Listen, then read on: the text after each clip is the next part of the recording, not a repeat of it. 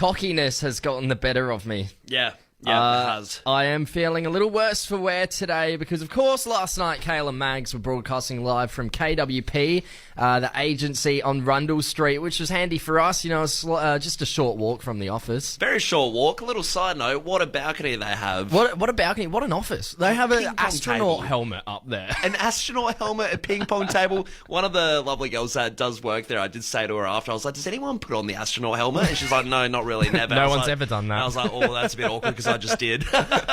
So you might see in Callum Mags' videos of them playing ping pong, me in the background with this huge space helmet on, trying to find my feet and not fall over because it's so heavy. But no, of course, after the broadcast, we all went to a bar to have, you know, a little bit of a debrief drink. Yep. And a little bit of food, a few nibbles. So we went to Brooklyn Bar on Rundle Street. Yeah, great spot. Yeah, amazing. Great balcony as well. If you haven't we were in a balcony mood. If you haven't clicked on, we love a good balcony. We did a balcony crawl. No, we were there, and I was like, oh, I'll get some chicken. So I go up to the bartender. He's actually a mate of mine. Whoa. And I go, I just want the chicken. And he's like, oh, how spicy do you want it? I'm like, oh yeah, you know what? I could go spicy. Give me just the spiciest one. He's like, the spiciest one? I'm like, yeah.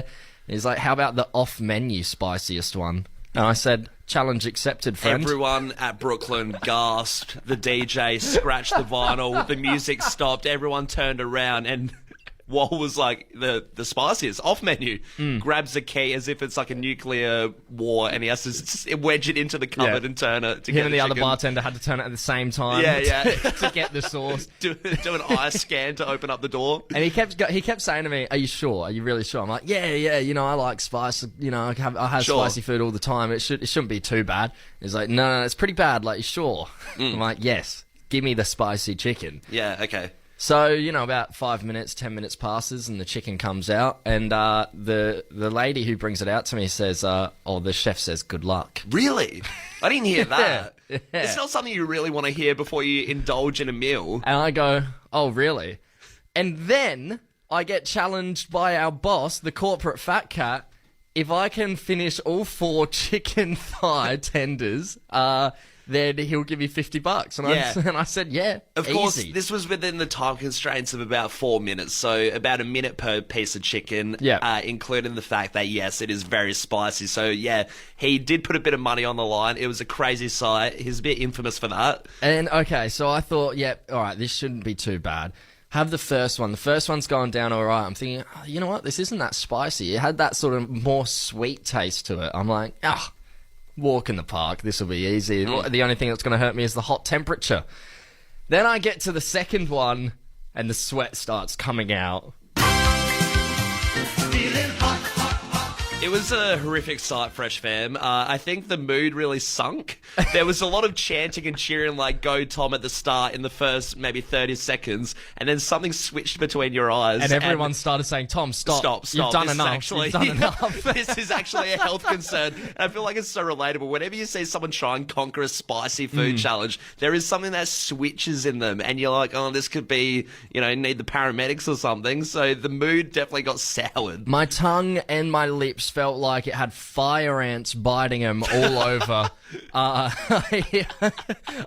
was shaking. My hands were shaking. My head was shaking as I was trying to get it down. I couldn't quite get the chicken in my mouth because it would just fall out from the spice. You know, it was... And then the worst part of it all, right, I thought, oh, my God, I'll have some of these hot chips on the side. The potato will get rid of the spice. I chuck a couple in my mouth, and they're boiling hot. So I'm like, oh! That was a hindrance. It was a huge punishment, and I don't know. It was so funny that our boss as well, the corporate fat cat, revoked his money. He was like, you don't have to do it. Don't worry about it. No, I want to do it now. I'm this far in. I didn't end up finishing it. I left about one tender left. Yeah, so I got it was a 3 heinous down, watch. and then I had to go to the convenience store and get a Fuick. Give me the biggest milk bottle you got. But we want to open up the text line here, Fresh Fam. What's the spiciest thing you've eaten? You know, where was it? Was it what kind of cuisine was it? Was it Asian? Was it Italian? Maybe you overspiced your pizza or pasta. Yeah, I mean, when you go to the Royal Show, they have those stalls with all the chili. You can get the Carolina Reapers, so you can test try them. You've got that devil chip, the one where it's like the one chip challenge. Oh, yeah, we did that. And on the packet, there's another one where on the packet it's got a dude in a hazmat suit. Like, you just know it's awful. Plenty of people getting involved right now. Somebody's texted in saying sweet chili is the spiciest thing I've ever eaten, as I can't handle anything spicy at all. Jeez, Callum, is that your number? It's not me. Famously, finds butter spice. chicken spicy. I absolutely do not. Don't listen to him, Fresh Fam. This one here, chili death burger at Made in Magpie about 10 years ago. I love how it's 10 years ago, still in the person's memory, clearly. Yeah. My mate was outside, dead in the garden, vomiting all over himself. Oh, Jesus. Haven't been back since, I'm sure. Another text here. Hottest thing I ever ate was a hot sauce and hot chip challenge that a handful of friends and I did for charity, where we had to answer hot take questions on stage in front of an audience while trying to casually eat a box of the world's hottest corn chips.